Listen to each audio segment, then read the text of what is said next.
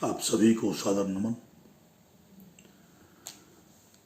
आर्य समाज अन्नपूर्णा इंदौर में आपका स्वागत। जब तक किसी राष्ट्र की पीढ़ियों को ये नहीं पता होता कि उनका मूल ज्ञान क्या है, उनकी मूल संस्कृति क्या है, तब तक वे दुनिया की हर चमक दमक के पीछे भागती हैं और अंत में भटक जाती हैं, पतित हो जाती हैं। जब लोग वेदों की बात करते हैं तो वे बहुत ही सत ही बातें करके आगे बढ़ जाते हैं, साधारण बात करके आगे निकल जाते हैं। कोई कहता है कि वेद बहुत पवित्र ग्रंथ हैं, कोई कहता है इनमें प्रार्थनाएं हैं, तो कोई इन्हें केवल अलमारी में रखकर पूजा करने की वस्तु मान लेता है।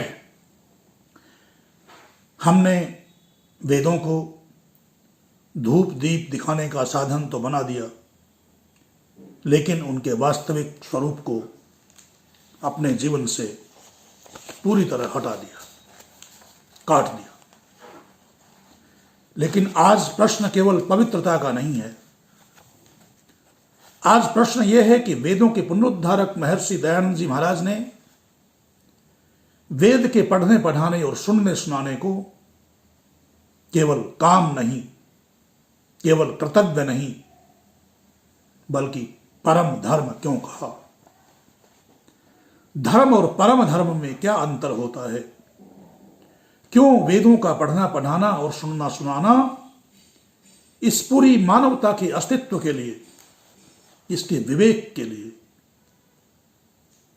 सबसे पहली और बुनियादी शर्त है? आज हम व्यावहारिक धरातल पर जानने का यह प्रयास करेंगे, क्यों वेदों को पढ़ना पढ़ाना और सुनना सुनाना हर श्रेष्ठ मनुष्य का परम धर्म है। एक ऐसा धर्म जिसके बिना मनुष्य का मनुष्य होना ही अधूरा रह जाता है। सामान्य रूप से धर्म शब्द का प्रयोग हम या तो पूजा पाठ के लिए करते हैं या रोजमर्रा के कर्तव्यों के लिए करते हैं। एक पिता का धर्म, एक पुत्र का धर्म, एक नागरिक का धर्म, एक व्यापारी का धर्म, ये सब परिस्थिति जन्य धर्म है, व्यावहारिक धर्म है। ये बदलते रहते हैं। आप घर में हैं तो आपका धर्म अलग है, ऑफिस में हैं तो आपका धर्म अलग है, देश की सीमा पर हैं तो अलग है। लेकिन जब इसके आगे परम शब्द लग जाता है तो इसका अर्थ होता है वह शाश्वत, अचल और अपरिवर्तनीय नियम, जिसका कभी परिवर्तन नहीं होता, जिसके बिना मनुष्य की चेतना का विकास रुक जाता है, जिसके बिना मनुष्य जीवन पशुता के गर्त में गिर जाता है। महर्षि दयानंद जी महाराज ने श्रेष्ठ मानव समाज के तीसरे नियम में लिखा, वेद सब सत्य विद्याओं का पुस्तक है। वेद का पढ़ना पढ़ाना और सुनना सुनाना सब श्रेष्ठ मनुष्यों का, सब आर्यों का परम धर्म है। महर्षि ने परम धर्म शब्द का प्रयोग बहुत गहरे चिंतन के बाद किया। वेद कोई मानव निर्मित ग्रंथ नहीं है। सबसे पहले हमें समझना होगा कि वेद क्या है। अधिकांश लोग ये समझते हैं कि वेद कागज की छपी हुई कुछ पुस्तकें हैं जो ऋषियों ने लिखी हैं। ये सबसे बड़ी भ्रांति है। ऋषियों ने वेदों को लिखा नहीं है। ऋषियों के लिए शास्त्रों में शब्द का प्रयोग होता है ऋषया मंत्र द्रष्टारः। ऋषि मंत्रों के रचयिता नहीं है, वे तो मंत्रों के दृष्टा हैं, जानने वाले हैं, साक्षात करने वाले हैं। इसे आज के विज्ञान के उदाहरण से समझिए। गुरुत्वाकर्षण का नियम जो आम प्रचलन में है, जो आज पढ़ाया जाता है, गुरुत्वाकर्षण का नियम आज के पढ़ाने वालों की दृष्टि में न्यूटन ने बनाया था।